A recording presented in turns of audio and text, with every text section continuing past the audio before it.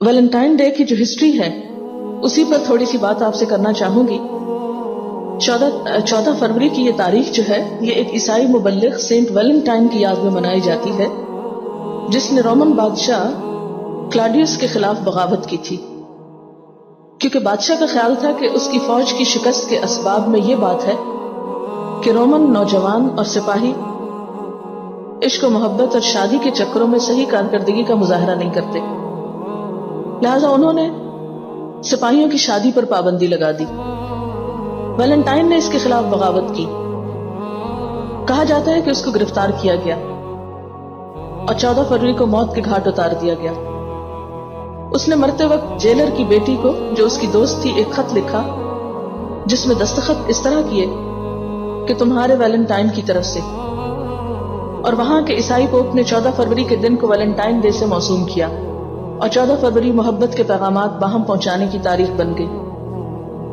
Roman کے ہاں روایت تھی کہ 14 فروری کو رومن خداؤں کی ملکہ جونو جو کہ عورتوں اور شادی کی دیوی تھی اس کی یاد میں منایا جاتا تھا، اور 15 فروری کی شام ایک جشن ہوتا. اس پارٹی سب رومن لڑکیوں کے نام ایک جار میں رکھ دیے جاتے. ہر رومن لڑکا اس جار سے ایک نام نکالتا اور جس لڑکی کا نام نکلتا اس کے ساتھ شام گزارتا. بعض اوقات لڑکے لڑکیوں کے جوڑے بنانے کا کام سارا سال جاری رہتا اور اس دوران یہ لڑکے لڑکیاں محبت میں گرفتار بھی ہوتے اور شادیاں بھی کر لیتے.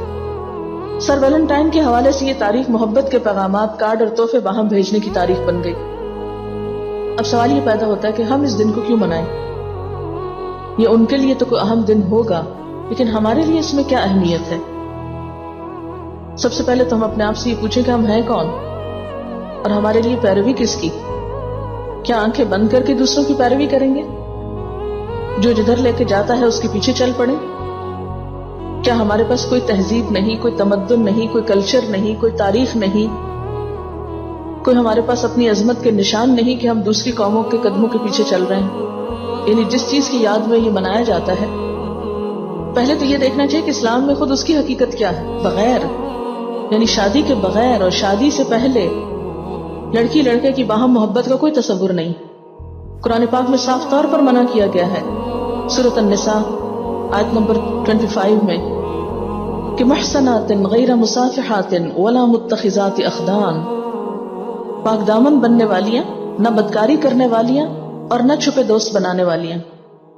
یعنی مسلمان عورتیں چھپی دوستی نہیں کرتی، ان کی وفاداری اور ان کی محبت اپنے شوہر کے سوا دوسروں کے لیے نہیں ہوا کرتی. اور آپ دیکھیں کہ الٹیمیٹلی اس کا رزلٹ کیا ہوتا ہے.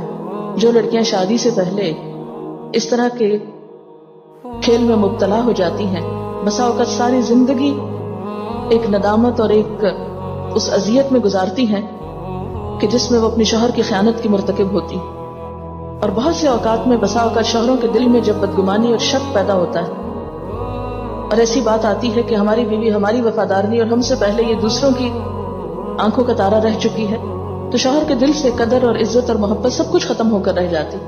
عورت کے پاس سب سے زیادہ قیمتی چیز جو ہے وہ اس کی عزت و عصمت ہے. وہ بیکار کی مفت چیز نہیں کہ ہر ایک کے دل لبھانے کا سامان بنے. اسلام میں تو ایسا کوئی تصور نہیں کہ آپ کسی ایک خاص دن کے قید ہو جائیں. اسلام میں اگر غلامی ہے تو صرف اللہ کی، پابندی ہے تو صرف اس چیز کی کہ دن میں 5 وقت وہاں حاضری دیں. لیکن ہم نے بے جا کی پابندیاں اپنے آپ پر عائد کر کے اپنے آپ کو مشکلات میں مبتلا کر لیا. دوسری طرف یہ بھی بتایا گیا کہ نکاح کے بغیر عورتوں سے تعلق قائم نہ کرو. اسی وجہ سے مرد اور عورت کو تنہا ملنے کی ممانعت کی گئی. یعنی شادی کے بغیر ساری خواتین اچھی طرح سن لیں، کوئی سو نہ رہا ہو اس وقت. کسی لڑکی کو، کسی عورت کو اس بات کی اجازت نہیں کہ وہ کسی محرم رشتہ دار کے بغیر یا کسی اجتماعی جگہ کے بغیر کسی مرد سے اکیلے میں ملے، تنہائی میں ملے، اس کے ساتھ اکیلے میں کسی گاڑی میں جائے یا کہیں کسی ہوٹل میں جائے یا کسی پکنک اسپاٹ پر صرف دوستی کے لیے یا کسی ایسے تعلق کے لیے. اللہ کی نظر میں ایسا تعلق حرام ہے. نبی صلی اللہ علیہ وسلم نے فرمایا کوئی مرد کسی عورت کے ساتھ تنہا نہیں ہوتا مگر اس کے ساتھ تیسرا شیطان ہوتا ہے.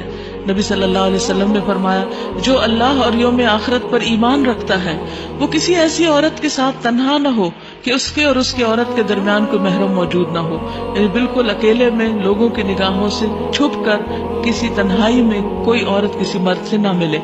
پھر اسی طرح یہ ہے کہ نبی صلی اللہ علیہ وسلم نے اس سے بھی منع کیا ہے کہ خامندوں کی اجازت کے بغیر، اجازت ہو تو اور بات، خامندوں کی اجازت کے بغیر بیویوں سے ان کے گھروں میں گفتگو نہ کی جائے۔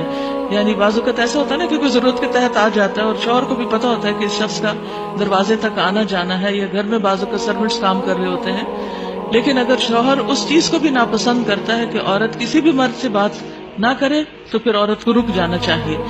اسی طرح کسی عورت اور مرد کو نکاح کے بغیر اور نسب، سحر اور رضاعت کے بغیر آپس میں ایک دوسرے کو چھونا نہیں چاہیے، الا یہ کہ کوئی ایکسیپشنل صورت ہو، جیسے ڈاکٹر مریض کو چھوتا ہے یا کوئی بیمار کو اٹھانا پڑتا ہے، یا کسی ایمرجنسی کی صورت میں کسی عورت کو ہاتھ لگانا پڑتا ہے، ورنہ عام حالات میں، اور خصوصاً اگر کسی مرد کے ساتھ کسی لڑکی کے کوئی بھی دوستانہ تعلقات ہیں تو اول تو انہیں ختم ہونا چاہیے، لیکن کسی کے بھی دعوت پر، کسی کے کہنے پر، کسی کے بھی کسی پیار بھرے انویٹیشن پر، سو کالڈ پیار بھرے انویٹیشن پر اپنا ہاتھ کسی مرد کے ہاتھ میں نہیں دینا چاہیے۔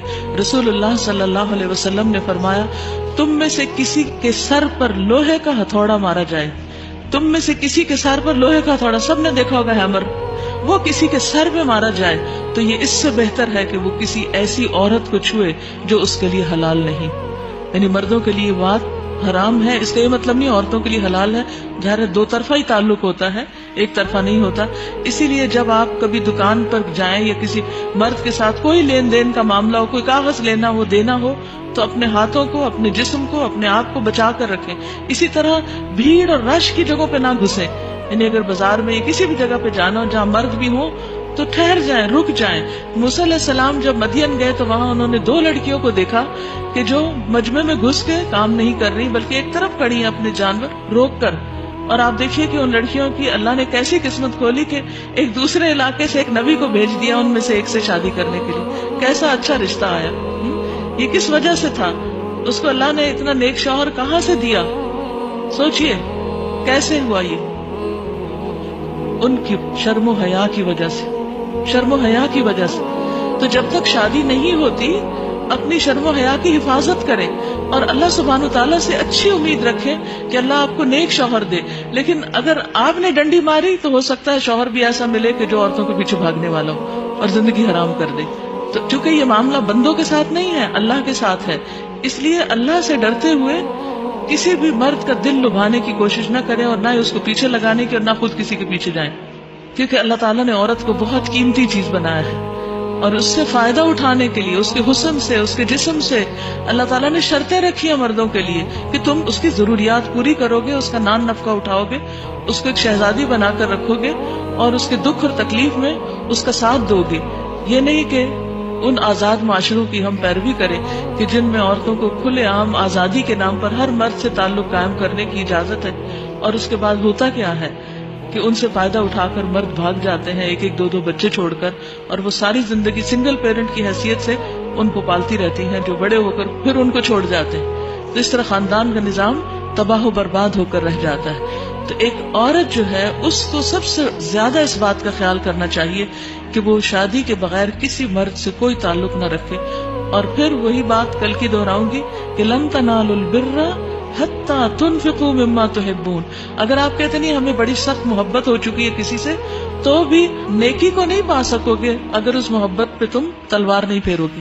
ایسی محبت اسلام کی نظر میں کوئی محبت نہیں ہے، لیکن اگر کہیں کوئی ایسے تعلق جہالت کی وجہ سے، لا علمی کی وجہ سے قائم ہو چکے ہیں تو ان کو یا تو نکاح کے رشتے میں لایا جائے، خامخواہ کی دوستی نہ رکھی جائے، یا پھر اس کو ختم کر دیا جائے۔ اور اس کے لیے بولڈ سٹیپ لینا ہوگا، کس کی خاطر؟ اللہ کی خاطر۔ اور جب اللہ کی خاطر لیں گے تو اللہ سبحانہ تعالیٰ اس کا بہترین نعم البدل عطا کرے گا۔ یہ ہو نہیں سکتا کہ کوئی شخص اللہ کی خاطر کوئی چیز چھوڑے اور اللہ تعالیٰ اس کو اس کا بہترین بدلہ نہ عطا کرے۔ جیسے روزہ انسان اللہ کے لیے رکھتا ہے تو اللہ تعالیٰ کا وعدہ کیا ہے؟ انا اجزی بہ، میں اس کی جزا دوں گا۔ اسی طرح اگر آپ ایسے تعلقات کو اللہ کی خاطر چھوڑتے ہیں اللہ تعالیٰ اس کی جزا آپ کو دے گا، اور اگر آپ نے نہ چھوڑا تو دنیا اور آخرت دونوں میں رسوائی کا ذریعہ بنے گا۔ تو اللہ تعالیٰ ہم سب کو اس سے محفوظ رکھے۔